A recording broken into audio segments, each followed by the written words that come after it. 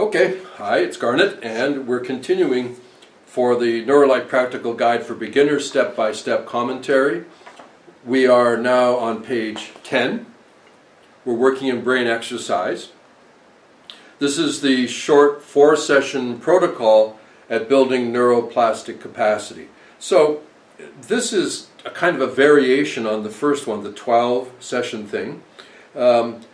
It's really not that much different, with the exception that you move from session to session from number 1, number 2 to number 3 to number 4. And you'll see what I mean. You may recall, if you watched the other video or you've been reading the document, that the basic 12 session has you repeat 3 times before you move to the next one. Well, here, this is a little more rapid. The 12 session is a bit more forgiving if your capacity is really low.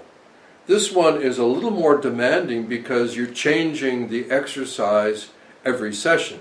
Whether you're doing it every day in a row, that makes it more demanding because, of course, not only are you exercising the brain every day, you're exercising it differently every day. So you can see that this one is a shorter, more demanding way of doing it. So, by circumstance, if the person is not really able to commit to the regularity of a longer program, and you have a window of opportunity to bring up their capacity, then this page 10 short 4-session protocol is a good way to go.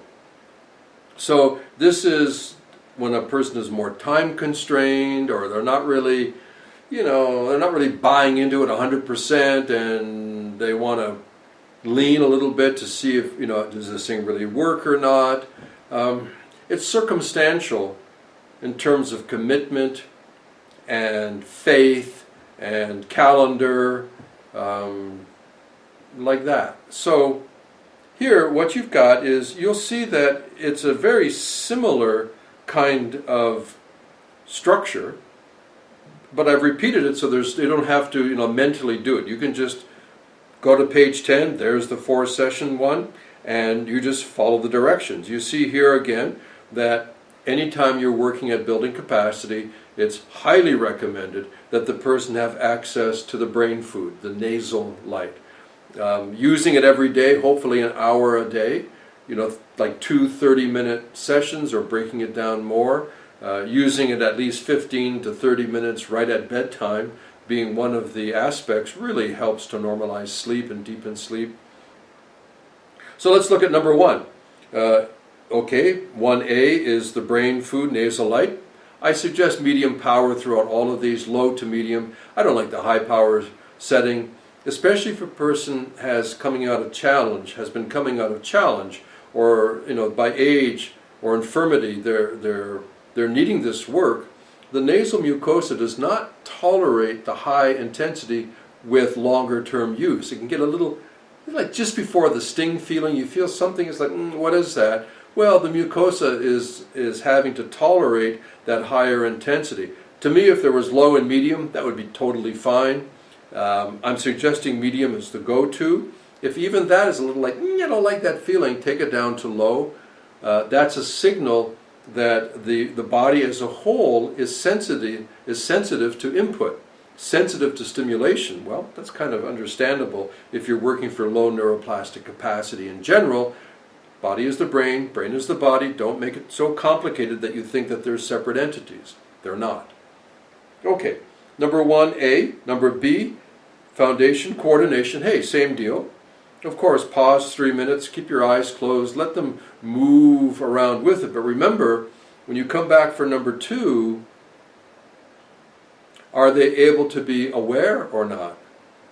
That's one of the things that you have to be cautious about overall, is that if you're doing 2 11 minutes, and on the second one they lose clarity, they lose attention, that's also a sign of low neuroplastic capacity. So in a case like that, if you can't get to the second one, maybe you can't even get to the first.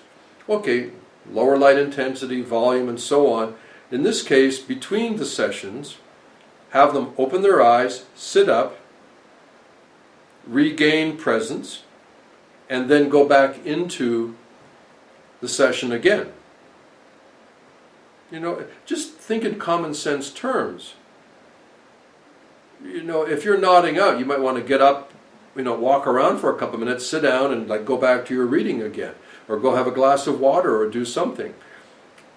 You don't get benefit at any significant level in the light and sound or in any neuroplastic activity without attention. That's, when it comes down to the fundamentals, this goes back to all the other points of information, but that's the purpose of pleasure and pain. They draw our attention. They say, hey, wake up, feel this, pay attention to this.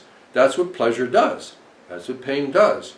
That's why attention, a clarity, a presence, I am here experiencing this. It's not like super concentrated or some kind of special maintaining a psychological intention in my mind or doing an affirmation. No, just simply be there for it is fundamental for neuroplastic change.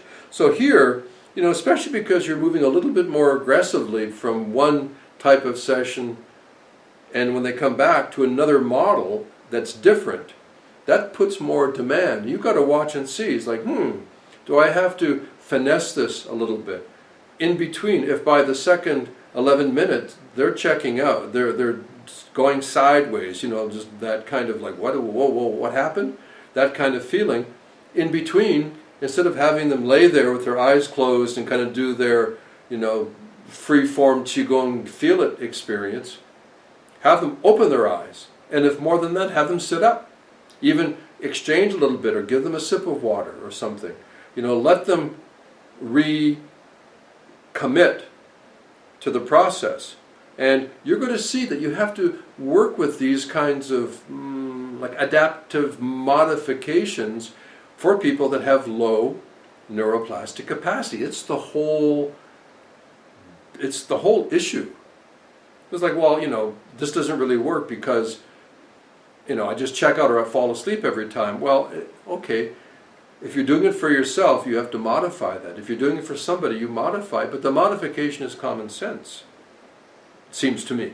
So here it is, page 10, and what you can see is there's a number 1, number 2, number 3, and number 4, obviously, and that all it does is move through the 4 types of exercise: coordination, flexibility, endurance, and strength, and it jumps back and forth between default mode network, cognitive control network. Now, read into the materials, there are a lot of them, watch the videos, have a deeper understanding what each one of these brain networks does, but I'm choosing these two because they're really, really fundamental. The default mode is called the default mode because that's the network that the brain goes into when it doesn't have a particular task.